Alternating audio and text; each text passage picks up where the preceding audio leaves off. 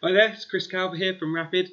Going to give you a little overview of the 2019-2020 VEX IQ Challenge game, Squared Away. Now this video is not a look at robot design. We're just looking purely at the rules, some possible strategies, field layout, and that kind of thing, but no robot design in this video. Okay, so let's start by taking a look at the field layout. So here is the basic field layout for Squared Away, and let's take a look at what game objects we've got this year. So let's start off with the cubes. You have got 2 red cubes and 2 blue cubes and 3 green cubes. So these green and red and blue cubes, they're not fixed to the field, they move around. You can pick them up and move them.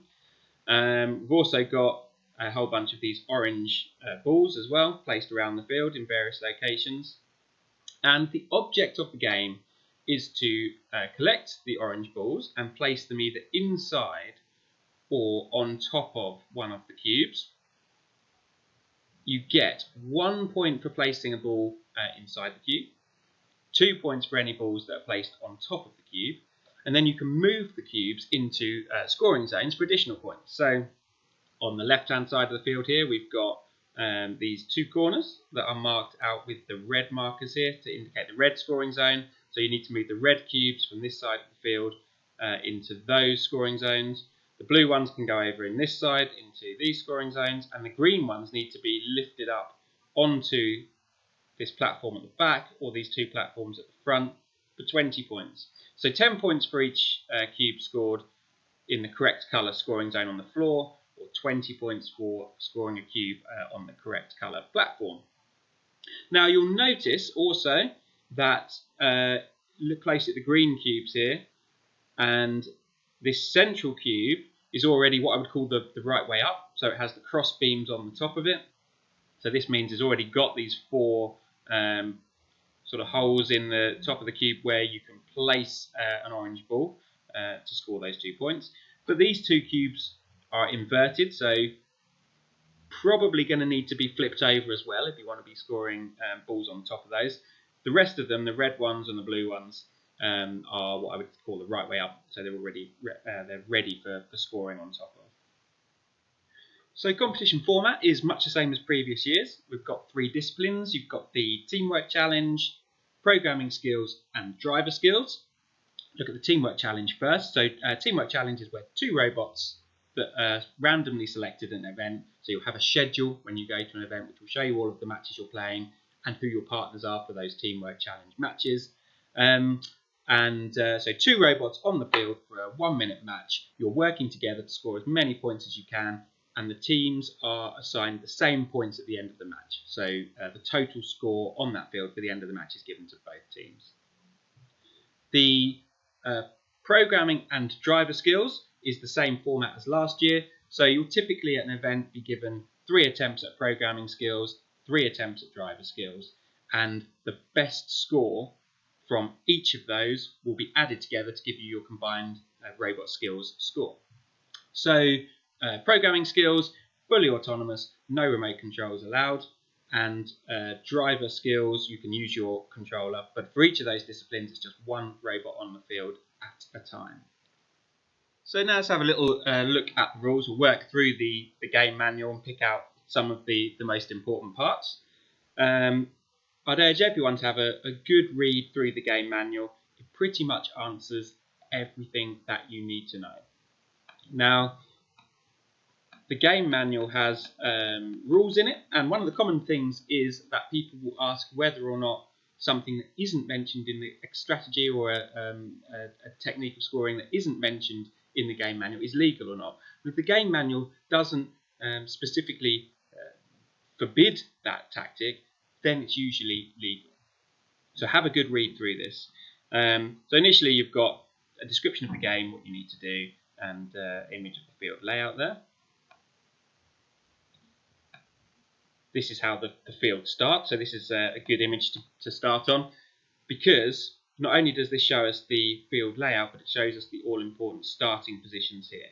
So for the teamwork challenge, 1 robot would start in this yellow starting position, and the other robot would start in this yellow starting position here.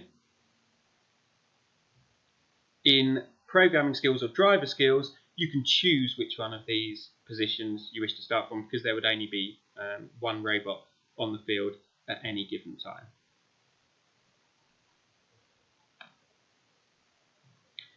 So this is a great section of the manual. It's a game definition. So for each key word, there's a definition, and this is a really good way of deciding quite often whether something is legal or not. So here we go. We've got some definitions there of what the ball is. So the balls are hard plastic 3-inch balls, so 76.2 mil diameter. They're kind of like a massive ping pong ball. They're going to bounce and roll easily, and they're very light. So definition of the corner goal. They're 6-inch square goals located in the corner of the fields, and it says here the inside edges of the black lines surrounding the corner goal mark the outer edges of the goal. So basically it's that white area of field inside the black lines that counts. And it's specifically saying here the goal is defined as the portion of the floor. So it's actually this floor area and not the three-dimensional volume above it. That's important, and we'll go into what the definition of scored is for a cube shortly, but remember it's the actual floor that is the goal in this case. So a cube, we know we've got 3 different colours of cube, and that's what a cube looks like.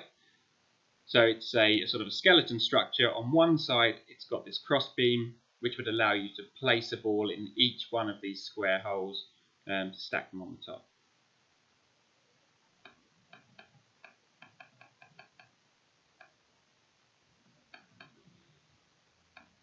So a platform, that's the green area. It's a structure built of VEX IQ parts, and it's 5 inches tall, and that's what you need to be able to place your green cubes on top for the 20 points. And here we go. This is the really useful parts here. So the definition of scored for each thing. So first we're going to cover what is the definition of a ball being scored. So it says a ball is scored inside a cube if it meets the following criteria. So the ball needs to be at least partially within the 3-dimensional volume defined by the outer edges of the cube structure. That's just a fancy way of saying if it's inside the cube at all, so if it's partially inside the cube, then it's scored. But clause B here, the ball is not contacting the floor outside of the cube. So it mustn't be touching the floor outside of the cube, and as long as the ball is partially inside the cube, then it is scored. Doesn't matter what orientation the cube is in, we're just talking about the outer edges of this to define whether it's inside or outside the cube. So then we've got some nice images to define scored and not scored. So here you can see this ball is scored. It's partially inside, partially outside, but because it's partially inside, it's scored. It's not touching the field tiles outside of the cube, so that's scored. Here we go, we've got an example of 2 balls now scored within, so these 2 are fully inside the cube, so they are scored. This one here is touching the floor outside, and therefore is not scored. Next we're looking at the definition of balls scored on top of the cube. So the ball is at least partially above the side of the cube with the cross beams. So as I mentioned before, some cubes start upside down, some start the right way up, but this is the cross beam.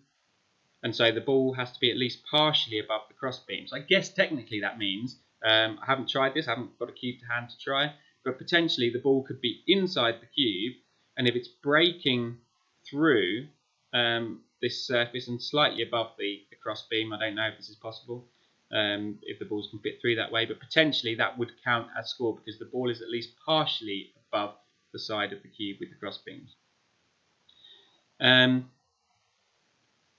The side of the cube with the cross beams has to be the side furthest away from the floor, so it has to be at the top basically, for that considered to be on top.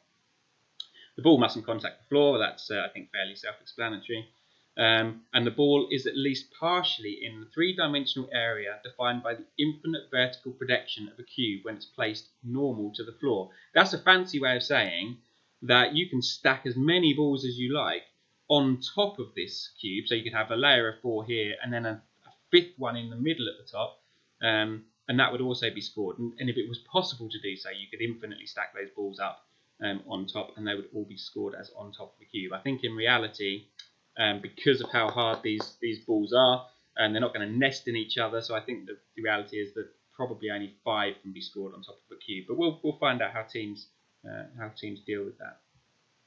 So final thing here, if a ball meets the criteria for both inside and on top of the cube, then it counts as being on top. So that's what I was saying earlier. Is it going to be possible to put balls inside that when there's plenty stacked inside here, the top ones kind of poke through these holes? I don't know if that's possible.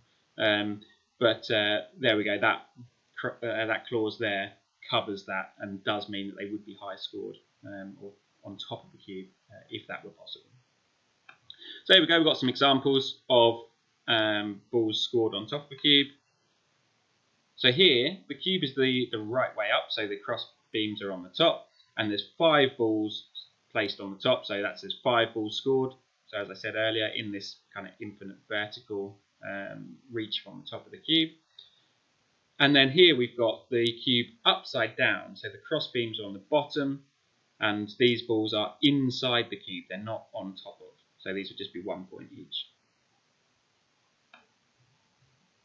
So now we're going to look at the definition of scored for a cube. So any part is contacting the corner goal of the same colour as the cube. So the red cube needs to be in the red goal and the blue cube in the blue goal. And it just needs to be contacting this floor space here inside the corner goal area. And it says here, note a maximum of 1 cube in each corner goal. So here's some examples of scored. This cube is scored because it's just marginally touching inside this area. The fact that it's touching outside is absolutely fine because the rules don't state anywhere that that is not allowed. It just says it has to be touching this white area here inside the floor goal, and this part of the cube here is touching it. So that's scored. This one here is not scored because no part of the cube, see it's up on the edge here, and no part of the cube is actually touching the floor in the goal, and so therefore this is not scored. So if you're placing cubes on the field and they're up at an angle like this, you might just want to pull them back slightly and make sure they're sitting flush to the floor in the goal, in the scoring zone. Finally, we've got the green cubes. So these ones need to be placed on the platform. So a green cube is scored on a platform if it meets the following criteria. The cube has to be contacting the platform, including its supporting structure, so any part of the platform or the supports, must not be contacting the floor and must not be contacting the field perimeter, and it must be the same colour as the platform. So basically only the green cubes can be scored on a platform. And as with the other goals, only 1 cube per platform. So here's some examples of scored and not scored. This one's nice and obvious. It's placed right on top of the platform, perfectly on the top there, so it is scored. Here is a less obvious example. So this one is caught on the hooks at the back there. It's hanging down. It's not touching the field perimeter. It's not touching the floor, so it's scored.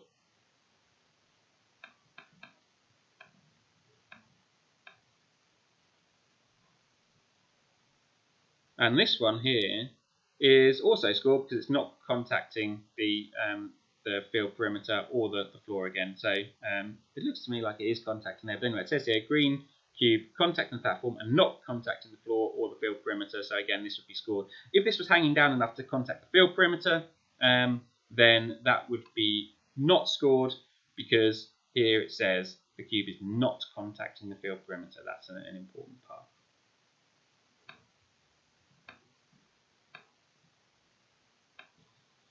Now, starting position, I'm going to come back to this in a minute. So we briefly talked about the starting position. Those are those areas on the field where you're going to start the match from. There is ever so slight change to that this year, and we'll have a look at that as we get down towards the robot rules.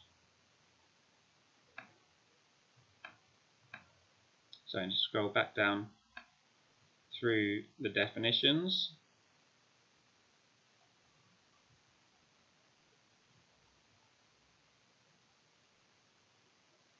And the game rules, these are standard.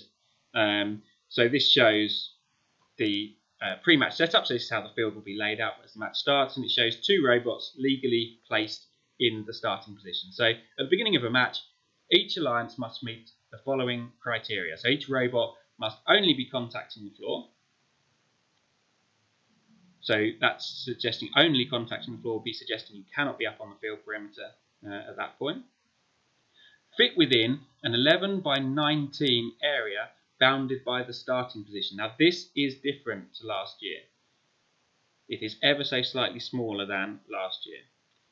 And the final thing has been no taller than 15 inches from the floor. Well, that's the same robot heights as we've had before, 15-inch high robot.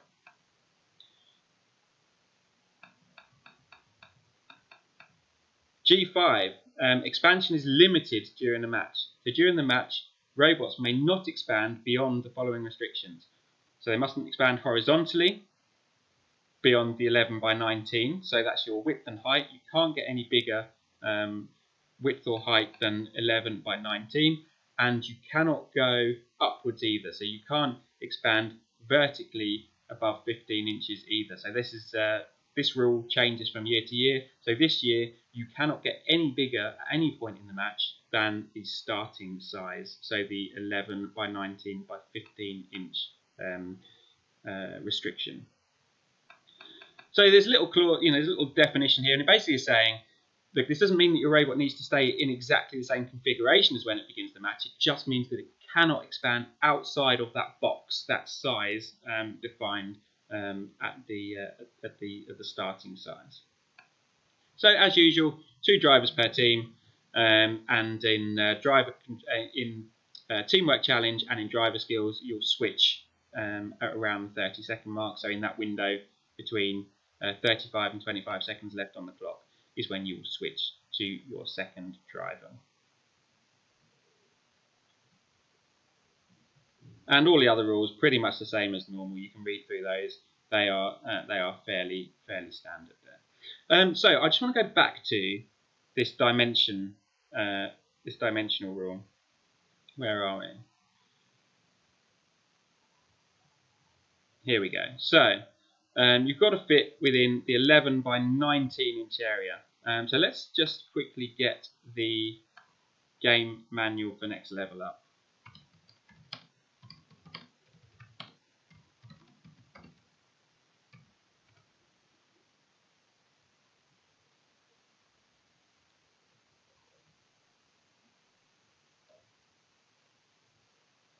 Here we go. This looks like a link to the game manual, so let's take a look. Here we go. So here's the Next Level game manual. And I want to go to that same section of the game manual. So the match start. Here we go. So for Next Level, we've got fit within an 11 by 20 inch area bounded by the starting position.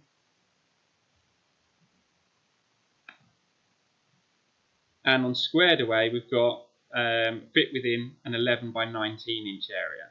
So basically, you have got 1 inch less to play with now in the robot size and sort of the length. And I want to just have a look at where that sort of comes from, where that change is.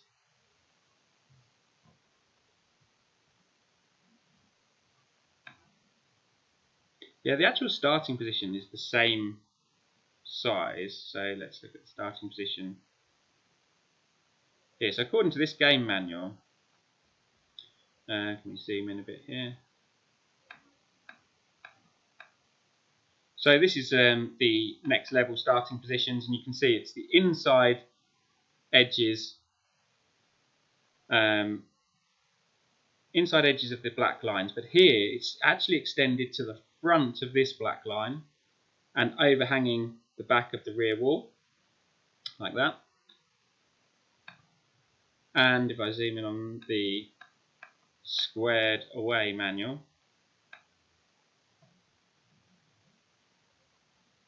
here we've got the inside edge of the wall here, and the inside edge of the black line.